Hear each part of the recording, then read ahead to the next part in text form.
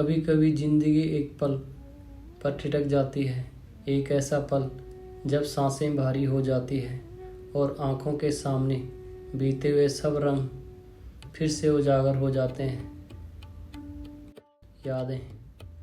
यादें वो छोटी छोटी चीज़ें जो हम भूल देते हैं, वही हमारे दिल के सबसे बड़े खजाने बन जाते हैं।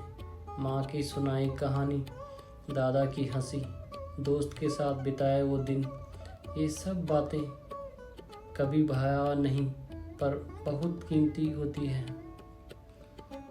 कभी आप पीछे मुड़कर देखो, एक मुस्कान जो छूट गई, एक मौका जो शायद फिर ना आए, और तब समझ आता है कितनी कम चीज़ें जो असली है और कितने ज़्यादा चीज़ें जो हमने अनदेखा कर दी।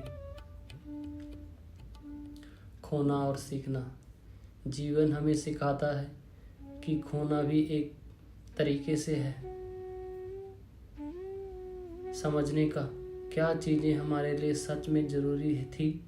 एक रिश्ता, एक नौकरी, एक सपना।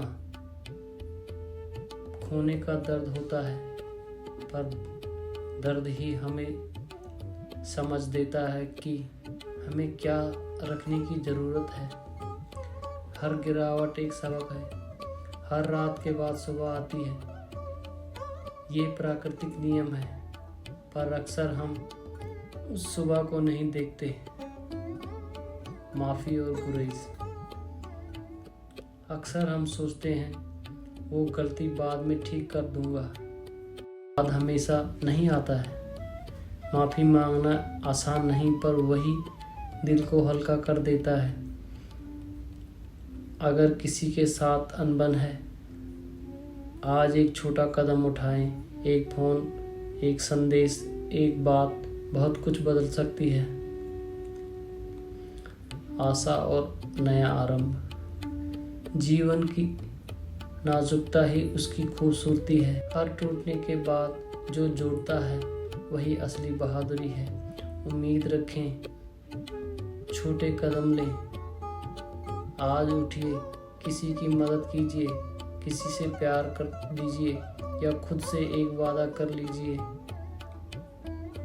शायद आप अभी उसी मोड़ पर हैं जहां राह ढीली दिखती है, पर याद रखिए, एक छोटा कदम भी रास्ता बना देता है।